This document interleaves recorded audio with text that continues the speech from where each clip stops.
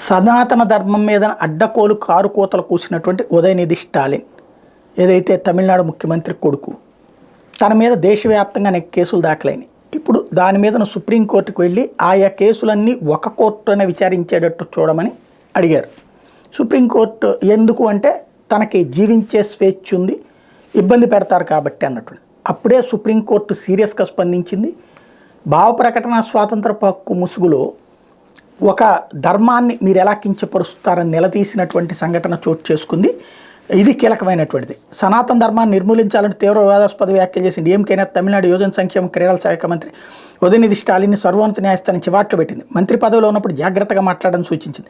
వివాదాస్పద వ్యాఖ్యల నేపథ్యంలో తనపై 6 రాష్ట్రాలు నమోదైన ఎఫ్ఐఆర్ను ఒక్కటిగా కలిపివేయాలంటూ సుప్రీంకోర్టు తలుపు తట్టిన ఉదయనిధిని జస్టిస్ సంజీవ్ ఖన్నా, జస్టిస్ దీపాంకర్ దత్తాల ధర్మాసనం తీవ్రంగా తప్పడింది. మీరేం మాట్లాడుతున్నారో, ఎలాంటి బహిరంగ ప్రకటనలు చేస్తున్నారో దానిపై జాగ్రత్త వహించండి, మీ వ్యాఖ్యలు ఎలాంటి పరిణామాలకు దారితీస్తాయో ఒకసారి ఆలోచించండి అని కోర్టు మందలించింది. ఆర్టికల్ 19(1) కింద సంక్రమించిన వాక్ స్వాతంత్రం, భావ ప్రకటన స్వేచ్ఛ హక్కులను మీరు దుర్వినియోగం చేశారు. ఆర్టికల్ 25 కింద దఖలపడిన మత స్వేచ్ఛను కించపరిచి ఇప్పుడేమో ఆర్టికల్ 32ను వాడుకుంటూ నేరుగా సుప్రీంకోర్టుకు వచ్చారు. మీరు మాట్లాడిన మాటలు ఎంతటి విపరిణామాలకు దారితీసాయో మీకు తెలుసా?